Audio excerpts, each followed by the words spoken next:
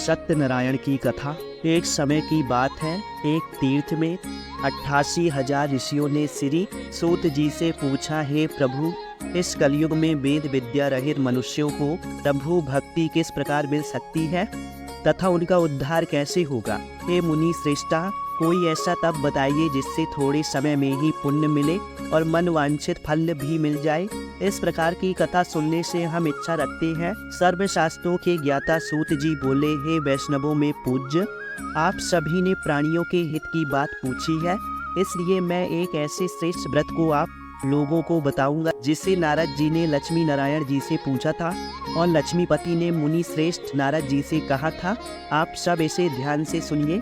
एक समय की बात है, योगी राज नारद जी दूसरे के हित की इच्छा के लिए अनेक लोकों में घूमते हुए मृत्यु लोक में आ पहुँचे। यहाँ उन्होंने अनेक योनियों में जन्मे प्रायः सभी मनुष्यों को अपने कर्मों द्वारा अनेक दुखों से पीड़ित देखा। उनका दुख देख नारद जी सोचने लगे कि कैसा यत्न किया जाए जिसके करने से निश्चित रूप से मानव के दुखों का अंत हो जाए।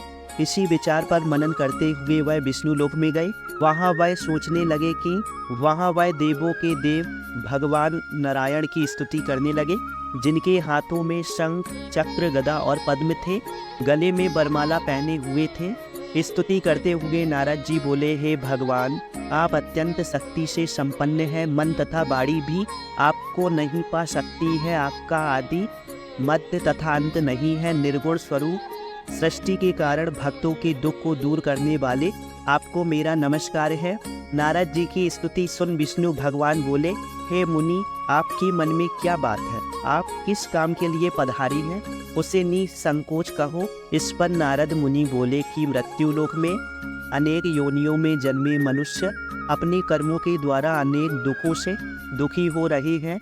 हे नाथ, आप मुझ पर दया रखते हैं तो बताइए कि वो मनुष्य थोड़े प्रयास से ही अपने दुख से कैसे छुटकारा पा सकते हैं।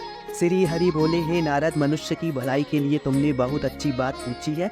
जिसके करने से मनुष्य मोह माया से छूट जाता है, वह बात मैं कहता हूँ, उसे सुनो। स्वर्ग लोक व मृत्यु लोक दोनों में एक दुर्लभ उत्तम व्रत है जो पुण्य देने वाला है। आज प्रेमवश होकर मैं उसे तुमसे कहता हूँ। श्री सत्यनारायण भगवान का ये व्रत अच्छी तरह विधान पूर्वक करके मनुष्य तुरंत ही यहाँ सुख भोग कर मरने पर मोक्ष पाता है।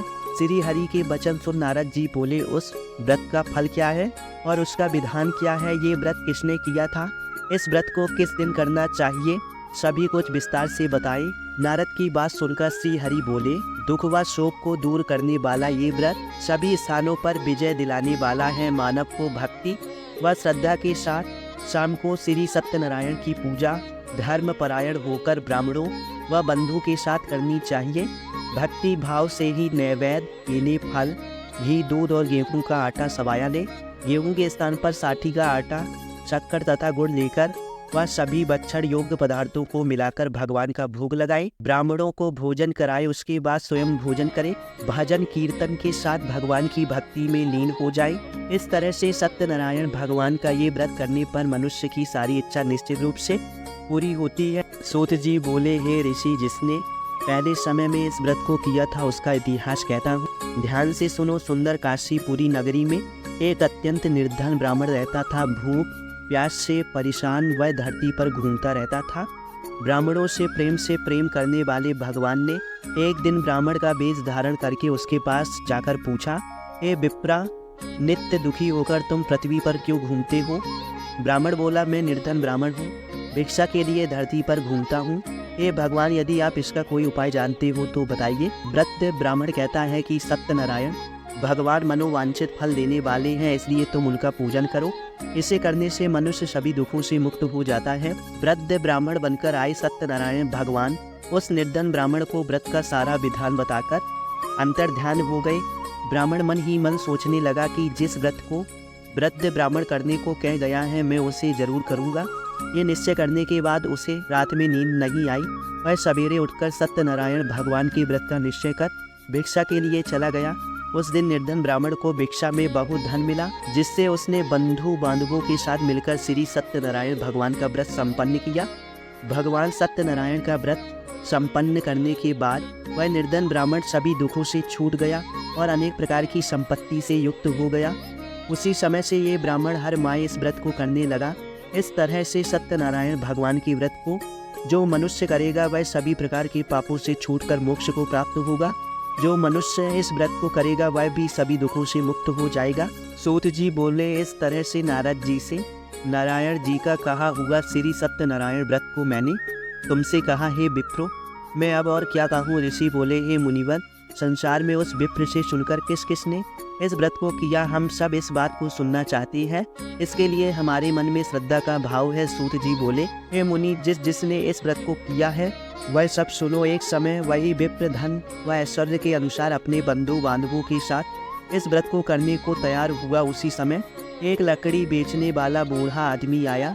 लकड़ियाँ बाहर रखकर अंदर ब्राह्मण के घर में गया। प्यास से दुखी वह लकड़हारा उनको व्रत करते देख विप्र को नमस्कार कर पूछने लगा, आप क्या कह रहे हैं तथा इसे करने से क्या फल मिलेगा, कृपया मुझे भी बताइए।